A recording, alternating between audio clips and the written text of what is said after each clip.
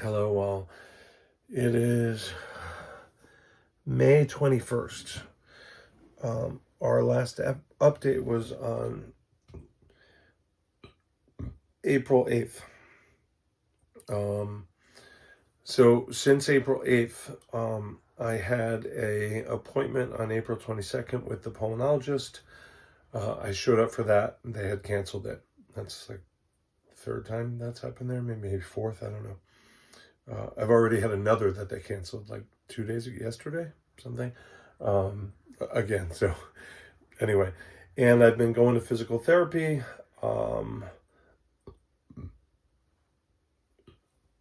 twice a week. Really enjoying it. Great folks. I definitely would recommend them. I don't have any. I do have some measurable improvement in some of the range of motion stuff, but I don't think a lot, and I don't have any sort of symptomatic relief yet.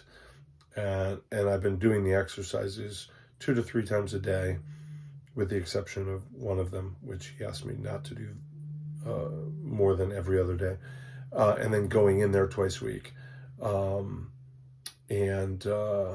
So nothing to report on that front, but I expect to keep doing it in this month of, what are we coming up to, June, and we'll see. And I'm happy if I can be there and working out and learning, and but it would also be nice if my ongoing sort of SIQL, paraspinal, psoas, low back issue would resolve itself. Okay. So on the 10th of this month, I went in for my PET scan. That was the second one. And it all went well. Great people again. Very happy about it. And okay. And I had ctDNA results as well. And then, speaking of the back, it hurts so much. I have to. Oh, jeez. This is quite a long day. I just have to. Whoa, that's so bad. This is what you don't usually see during class. Oh, boy. Okay. All right. That's a really awkward position, but it's different. So I'll see. Here I am. Okay. So yesterday was May 20th. That was Dr. Mibori, the pulmonologist, and his APR on Jennifer I was supposed to see as well. Those were canceled. I have to reschedule them, actually. And then I had my follow-up with Dr. Lim, the oncologist, who had ordered the PET scan. She didn't need blood work this time because my blood work had been recent enough for her. Normally I'd do the blood right before I see her. But the PET scan was for her. We had the CT scan. I imagine it was right before the April 8th when I last did the update, because that update was when I saw her after the first, that CAT scan. So that CAT scan was in March, I imagine, somewhere in March. I'm not going to look it up. So anyway, Dr. Lim yesterday, May 20th, she got to see my CAT scan, my PET scan, my blood, and my ctDNA. I didn't look at it yet, but I asked her, and I don't think she was super attentive when I happened to ask, which is probably my fault. But I think it's NED, and I think that's what she did agree to, but I'm not sure if she was paying that close attention. So I will want to look up my results to be sure. But that's what we were there to discuss. So I think if it was indicating anything, that would have been part of our conversation. So let's just assume it was NED, no evidence of disease, meaning 0.00, evidence in that DNA test. Okay, anyway. So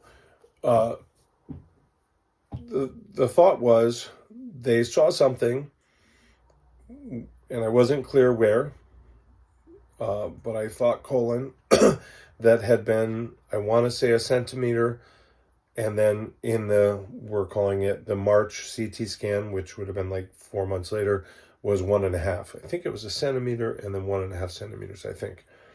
But it was like half again the size. which is concerning. And then she said, back on, April 8th-ish, probably April 7th, I saw her, something like that. She said, what this means is that you either have an adorable, cute little anatomical feature that we're noticing that is just kind of grown and folded and evidence itself that way. Adorable. Or cancer's back. And in your case, this time, if cancer's back, that means we probably want to have Dr. Billingsley, the liver surgeon, go in there. The way she described that is he would go in and biopsy things and then repair one of the hernia that I have while he's in there, and then get the biopsy and then, go from there. To me, that meant the biopsy probably shows cancer if they're bothering to go in there. They described it as a port that they go in. So I don't know if they install a port to do the biopsy, or she meant sort of endoscopically, kind of arthroscopic, kind of surgery, like the robot.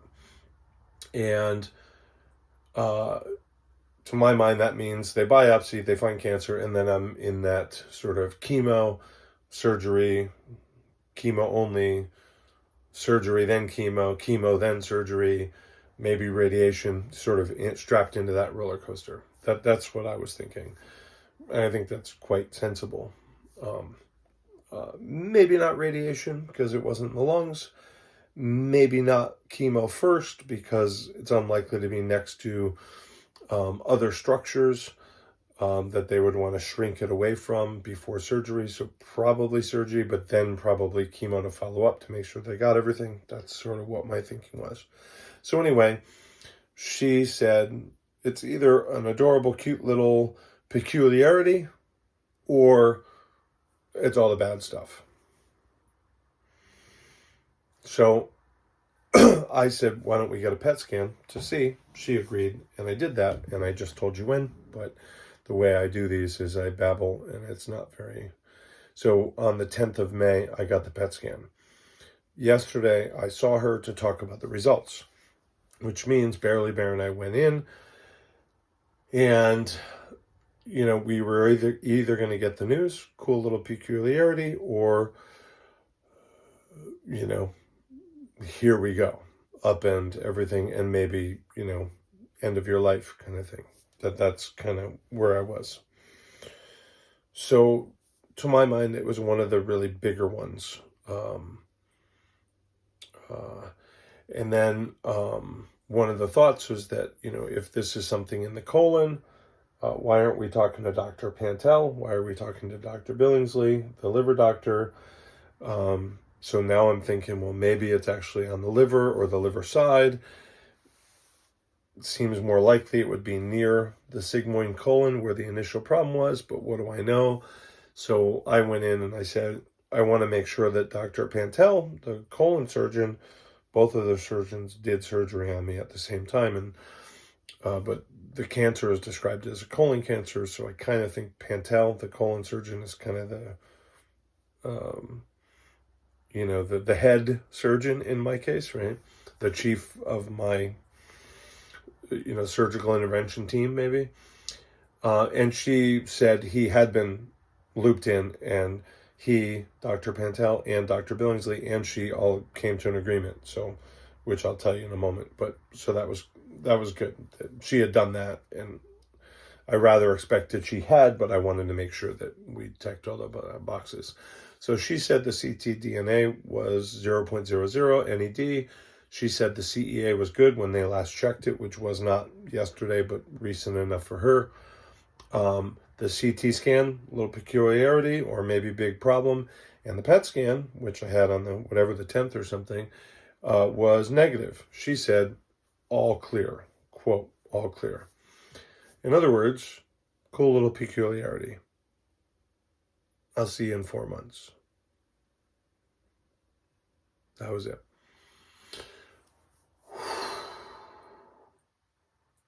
So, still have a lot of financial weight on me, but that kind of weight is, for now, maybe not off. Maybe it's still looming, but it's not crushing me at the moment.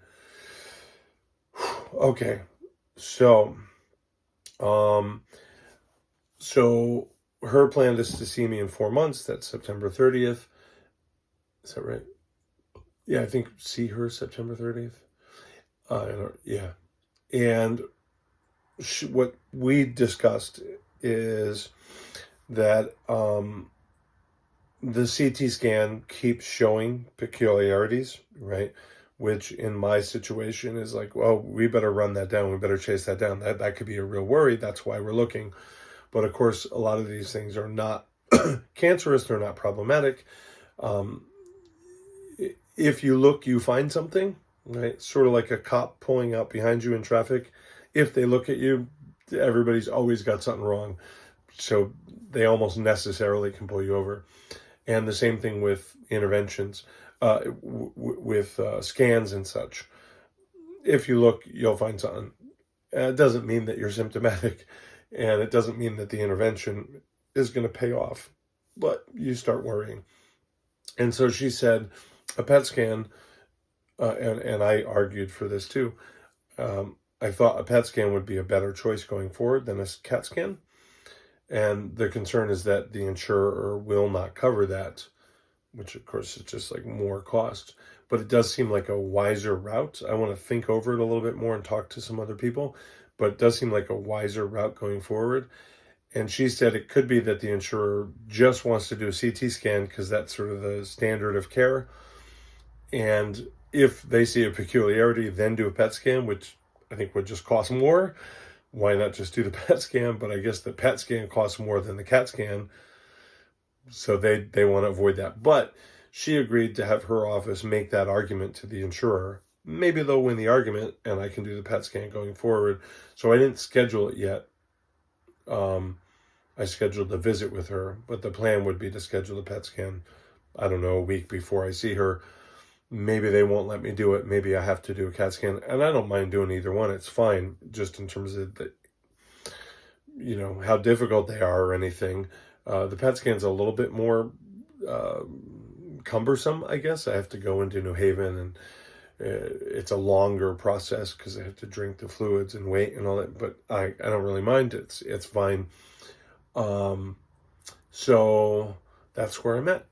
I guess I'm waiting to hear. I don't know how long it would take to get an answer to the argument, and then I'll schedule that, and I'll get my next ctDNA, I think in like 3 months.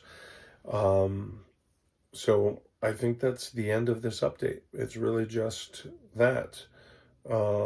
I can show you, I feel like I had this.